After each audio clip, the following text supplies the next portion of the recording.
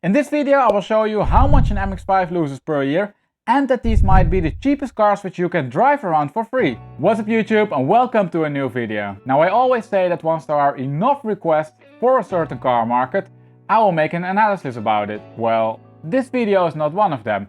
It was namely requested only by one person, Noah B. And Noah must be a huge fan of the Miata market. He did not request it once, not twice, but 15 times. The requests from Noah are however not the only reason I decided to make a video about the Miata market. The Miata is namely one of the cheapest sports cars money can buy, and it contrasts nicely with the Ferraris and Porsches you normally see on this channel. After all, not everyone who's watching these videos is shopping for a 488 or a GT3 RS. Besides that, when you look at these videos which talk about car hacking, many discuss how you can drive some limited edition supercar for 6 months and sell it for the same price as you got it for, or even more. And this is of course a nice trick, but it only works when you can afford such a car in the first place. Now the MX-5 is not really a limited edition car, but you might be able to hack it in the same way.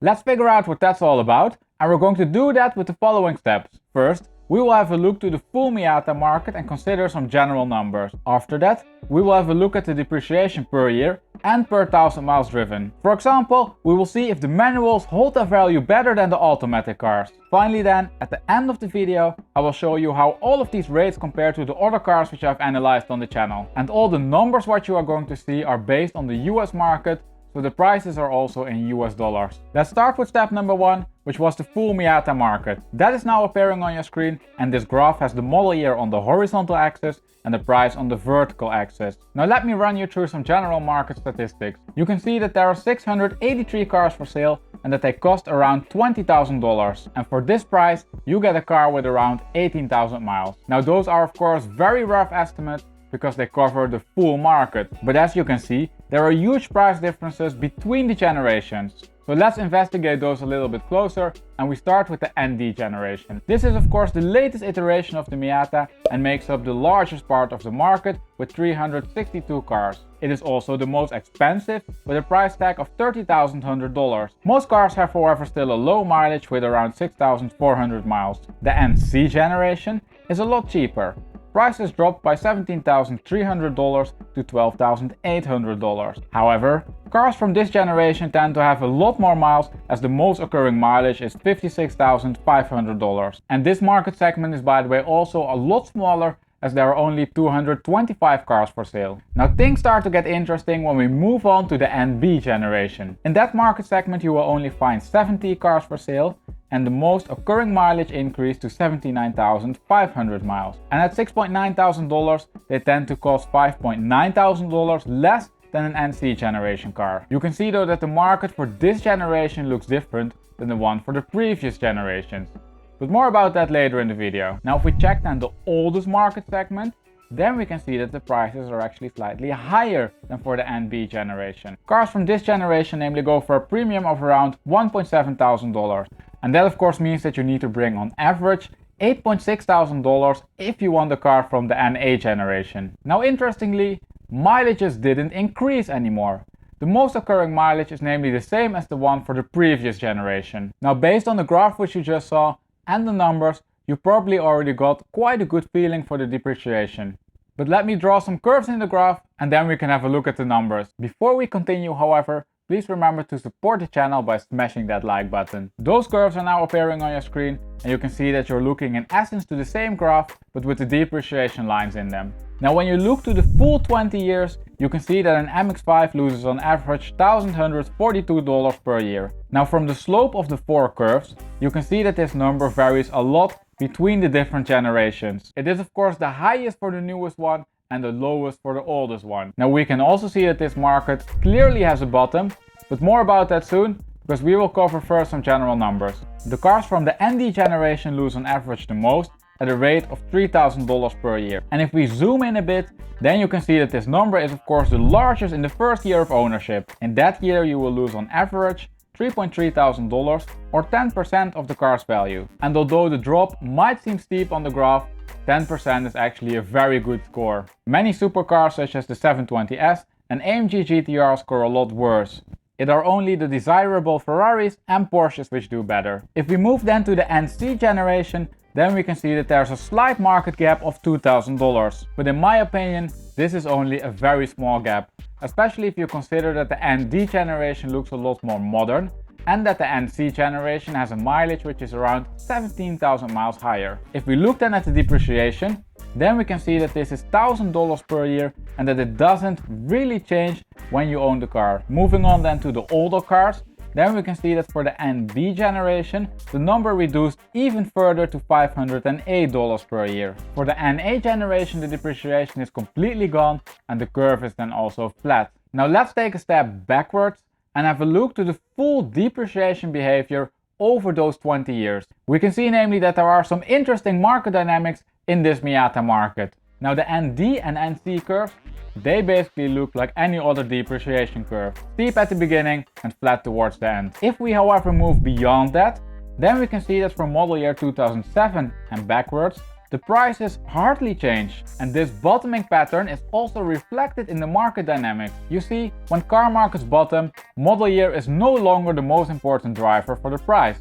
Other factors such as the mileage, the maintenance history and the overall condition of the car become way more important. And as a result of this, you will see that prices start to fluctuate, and that is then also what we can observe in the Miata market. We can see namely that for the ND and NC generations, model year is still a very important factor for the price.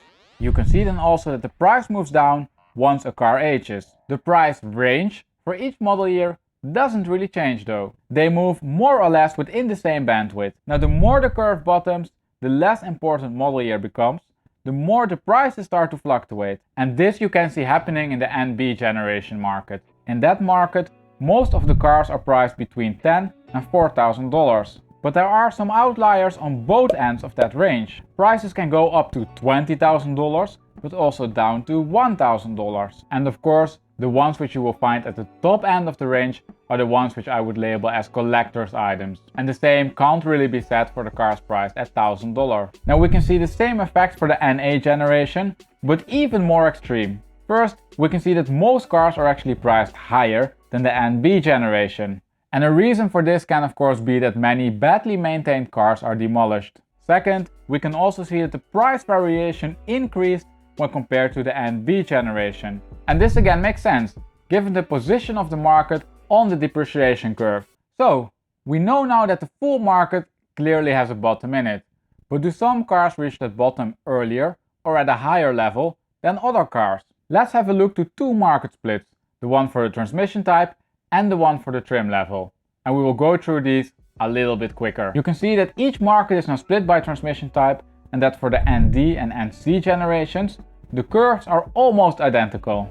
For the NB and NA generations, there are some differences. However, because those markets are quite small and we split the market even further, there aren't really enough data points left to attach any conclusions to what you're seeing in this graph. We can only say that when you look at the ND and NC generation markets, transmission type does not affect the depreciation. Now let's have a look at the trim levels. That market split is now appearing on your screen and you can see that we have only the cars from model year 2006 and onward. The data regarding the trim levels was simply way too bad for the earlier model years. Now we can see that from new, the club trim level is the most expensive, followed by the Grand Touring and the Sport. If we look then to the curves, then we can see that they follow all more or less the same pattern. Especially if we look to the first years, the relative price drops seem to be the same among the trim levels. For the slightly older cars, the graph seems to indicate that the Grand Tourers keep their value the best. However, for these older cars, the number of data points per market becomes too small again to attach any conclusions to it. So in the end, based on the data what we have,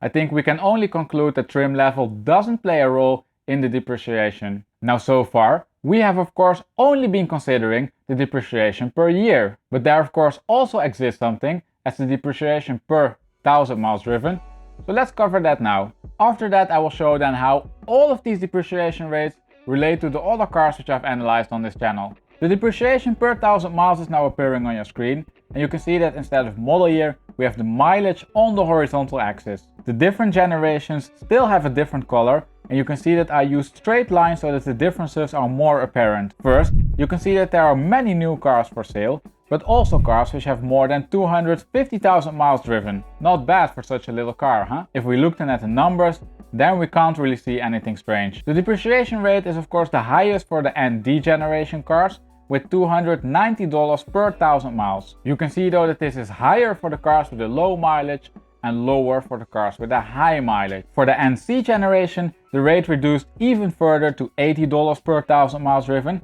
and for the NB and NA generations, it is $50 per 1000 miles driven. The difference between the latter two is then also extremely small, and this further reinforces our earlier conclusion that the condition of the car is key for these generations. Now also for the depreciation per 1000 miles, I looked to the various market splits such as the transmission type and the trim level. But just as with the depreciation per year, I didn't find any differences here. So let's move on to the comparison and see how the Miata rates compare to the rates of the supercars. After all, only by making such a comparison, we know if the Miata rates are high or low. Now we're going to make this comparison with the graph appearing right now on your screen. You can see that we have the age of a car market on the horizontal axis and the relative average depreciation per year on the vertical axis. And if you want to know more about this graph, such as how the axes are defined, then I recommend that you click on the pop-up banner appearing right over here. So how does the Miata compare? Let's start with the ND generation. The market for that is 4 years old, and you can see that it scores quite bad with a rate of -9%. Only the AMG GTS scores worse with a rate of -10%. The 488 scores the best in this age bracket with a rate of -6%. And I'm a little bit disappointed. I thought that the Miata would score a lot better here, given the relatively small drop in its first year. If we move then to the NC generation, which is 14 years old, then we can see that this scores in line with the other cars at a rate of -6%.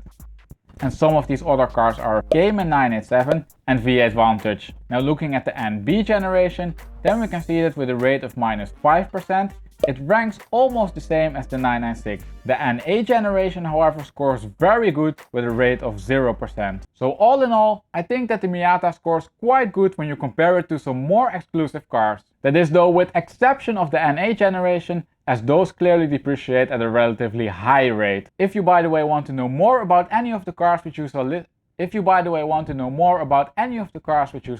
in the graph, then I recommend that you browse through my channel. There you will namely find full depreciation analysis for all of them. And with that being said, let's wrap up this video and conclude. So, the Miata market. We saw first of all that it is a very mature market and that it has a clear bottom. And if you shop smart, you might be able to find a car which will hardly depreciate anymore or might even go up in value. And to do this, you need to find yourself a car from model year 2007 or older, which has a good price to mileage to model year ratio. Also, it is key that the car is in a good condition and that there is some maintenance history. And I think that the sweet spot for finding such a car lays somewhere around the late NB generation or early NC generation. For the cars which are even older, prices are already driven up quite a bit. And if you then find such a car, you might be getting yourself a sports car for less than $10,000. And not just any sports car, but one which arguably offers the most fun per dollar.